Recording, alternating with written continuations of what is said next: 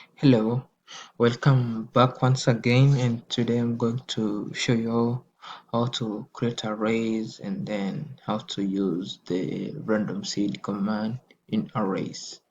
So get straight to the point. Mhm. Let's see on how we can use the np.once to show we can create something like a matrix. So once. So one, let's just name it. Let's give example one is equals to np dot once. You can say np dot once, then a shape of maybe two and three. So let's try this.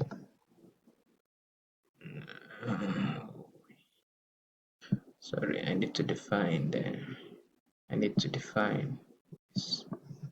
So it's equals to input numpy s np.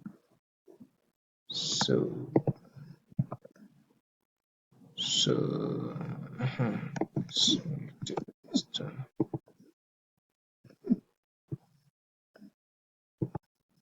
so that's it. C1. You can see here it returns an array of ones. Let's say you want to return an array of of zeros. So what we do is this way. Place the ones with zeros. I'm going to show you this. Let me just run this. Then zeros. So it's equals to np dot zeros 6 2 3 again. Let's run zeros again. You see, yep, there we go. And that, yeah, and that's it. And then another thing I'm going to show you, and let's say we want to arrange a random number of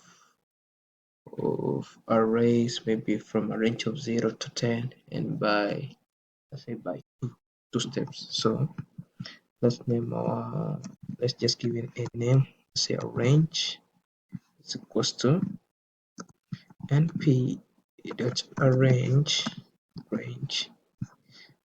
from, and then for us to get ideas on what we're supposed to fill, let's say in here the commands for each shift plus tab. So let me hit shift plus tab. Yeah, plus tab. What's going on? So I'm just going to do that. I don't know why my computer refused. So let's say from 0 to 10, and from 0 to 10, and then by steps of 2. So this is going to shift and enter. Np range from 0 to 10. Np that's a range, sorry. Range is not, my bad, a range is not supposed to be single R. So that's it. Yeah. So let me run the range. Yeah. A range is supposed to be a single R, not double R. You can see it gives us that from an interval from 0 to 10 by steps of 2. And then another thing, let's say we want to construct something like a matrix too, but it's a random array of maybe size of 3 to 5. So what you're going to do, let's name our matrix random array is equals to np dot random dot random integer. That's it now. Yep. So you see here, when I want to get ideas of what I'm supposed to fill, in this space here, hit Shift N and and enter. So it gives us an idea of what you're supposed to do. So you're supposed to random enter from low to high and sizes. So let's say if our lowest is 0, so it becomes 0, 0 to 10, and the other thing was size. So size is gonna be, let's give it a size of maybe 3 5 3 5, then let's run this random array. It's here, so it produces a matrix of 3 to 5.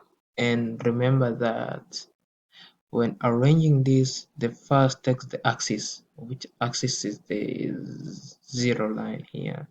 So it takes for how many? 3. 1, 2, 3. It takes 3, and column of 5. 1, 2, 3, 4, 5. And then, yeah, let's try run this. We see it's gonna if it's gonna if it's gonna be constant. Let's You can notice here this our number changes. It's not constant here. You see it produces another different set of numbers. And then we can also produce let me just show you. Let's name this random array 2. So maybe let's random dot random. It's another way of producing. So but this one produces an interval from 0.0 to only 1. So and then let's make it shift and enter. So random returns a random float. It returns floats in the half of the interval from 0 to 1, as I told you. So let's give it a size of let's say 5 3. When I hit enter, let's watch what happens when I hit enter. Exactly. So this produces a float number of floats from 0 to 1. You can see 5. So 1, 2, 3, 4, 5, and 3. 1, 2, 3. So yeah, so that's it. So this one produces as a pseudo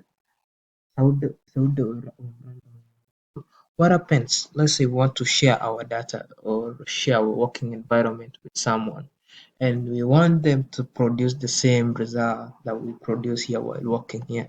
Let's say I want to share my working environment to a colleague of mine, and watch what happens.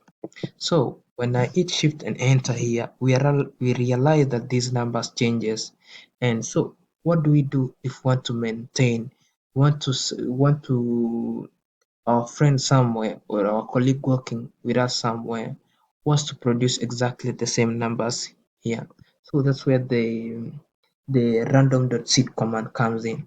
So when you hit shift and enter here, we realize that these numbers changes. So what do we do so that we can produce something constant? So use something called p dot random dot seed, and we can set our seed to any number. Let's say for example set seed to, can even say 3, and then just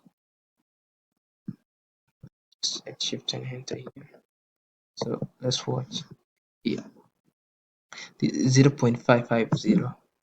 Let's repeat the same process. We see if it's gonna change again.